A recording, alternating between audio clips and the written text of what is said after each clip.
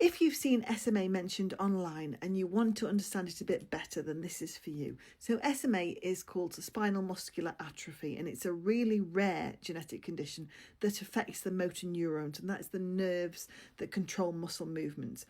Now, because muscles rely on these nerves to work properly, the signs and symptoms are all related to muscle weakness, but they really vary depending on the age of the child and the type of the illness that the child may have. Now, it's really important to say this very clearly and caveat what I'm going to say next. Many of these signs can also be seen in completely healthy, normal children for very normal reasons, because development is not linear and SMA is so rare. So SMA type 1 usually appears in early infancy. The signs can include reduced movement, babies feeling very floppy when you handle them, difficulty lifting or controlling their head movements, feeding issues, breathing that looks really shallow or is causing a lot of effort. These symptoms are usually very noticeable early and are picked up by the GP, by your paediatrician, that kind of thing. SMA type 2 often appears later in infancy or early childhood. Now, these kids, this is where it gets a little bit complicated, because these can be confused with a lot of normal developmental pathways.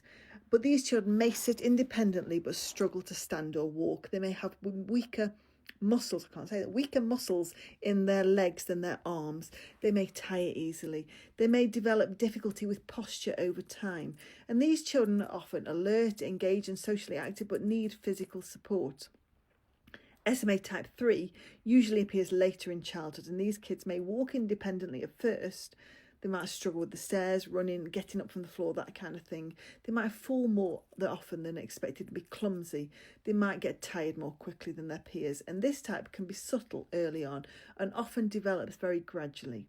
Now, lastly, SMA type 4, this is incredibly rare, and this appears in adulthood, and it causes gradual muscle weakness, but doesn't affect childhood development. I want to be very clear about this. SMA is rare.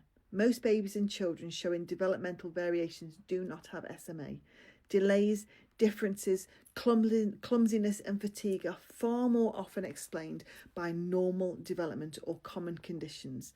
Concerns are usually identified through people like me, your health visitor doing development checks, GP reviews, nursery or school, paediatrician assessments when they're needed. But if there's something about your child's movement or strength that worries you, you don't need to jump to the worst case scenario, but start with your health visitor or your GP. Ask for reassurance. Ask for an assessment. That's not overreacting. That is exactly how the system is meant to work. If you've been seeing SMA content and feeling anxious, you are not alone. Let me know if you want me to go deeper into how SMA is diagnosed or what happens at referral, or let me know if you're concerned about something about your child's development.